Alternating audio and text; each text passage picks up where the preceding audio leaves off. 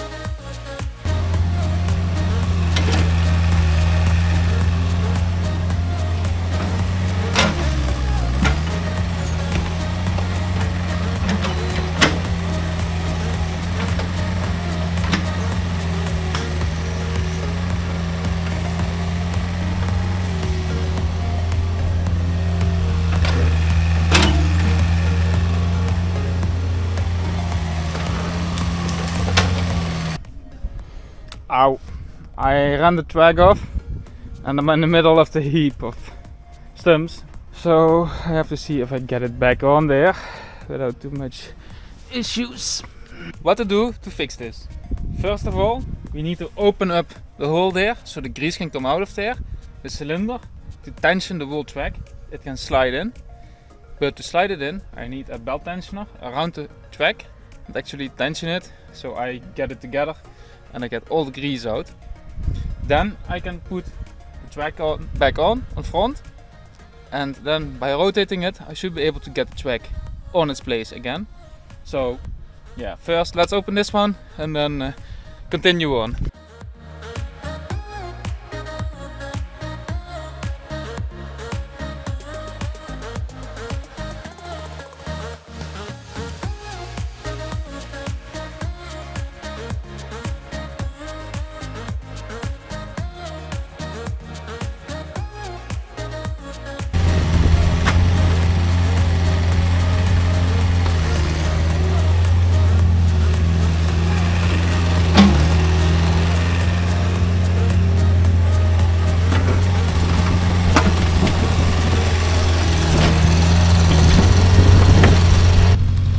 Well, it really cleaned up here again, so we got a lot of space and we can actually use the space.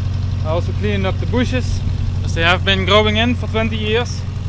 Now I leveled this out a bit. We can still power harrow it, and then we got a really nice flat surface again where we can put stuff for long-term storage. As you can see, we still have some poles left, so we might have some more this year, as we have a lot of them laying around at home, but we also had a lot of broken ones which we had to get rid of.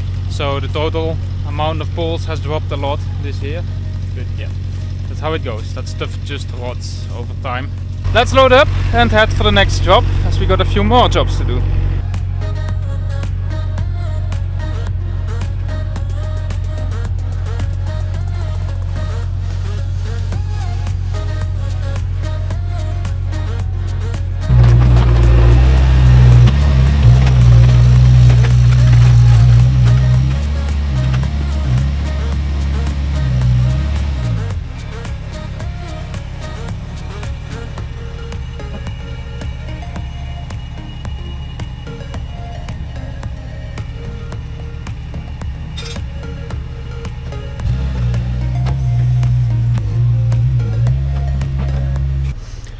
Well, we just went over with the power harrow, so now this corner is clean again.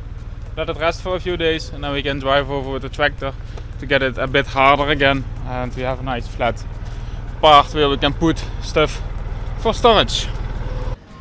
So we got this really old trailer here. This one is actually more than 50 years old and it was used in the past to transport apples with. Now these days we don't use it a lot, but when we use it, it mostly gets used in your yard for cleaning up or planting. But one thing it doesn't have is a support when you detach it. And planting really is a process of like you do a thing and then you can't get ahead because you need trees or it's too wet or whatever. And you put this trailer away, loaded with what you got loaded on it. But we cannot really do it unless we drop it on the ground and then you cannot pick it up again. So I bought this really nice food and we're actually gonna put this food onto the trailer. That way we can always detach it while it's loaded, and that really makes things a lot easier, as now it's just we have to unload it every time we want to detach it. So let's see that we get that mounted on there, and I actually want to mount it detachable because I don't know how long this trailer will still be here, if we're gonna revamp it another time or not. So I got some thick metal plate and we're gonna cut 2 plates out of there. So we're actually gonna mount this one with bolts to the chassis of the trailer.